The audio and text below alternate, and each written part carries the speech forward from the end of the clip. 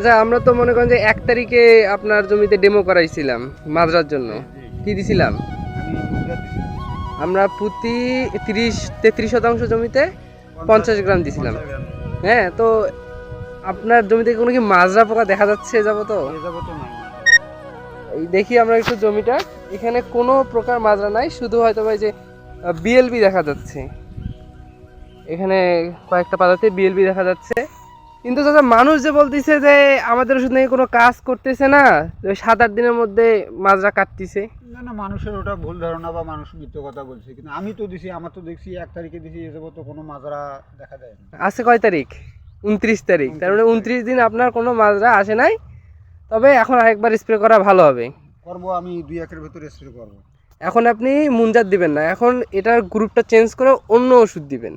হ্যাঁ, শুধু আমি গোল হপ নিয়ে আসছি। আচ্ছা, ঠিক আছে আচ্ছা। আর পরবর্তীতে এটা তো ব্যবহার করা যাবে নাকি? তো অবশ্যই ব্যবহার করা যাবে। আচ্ছা।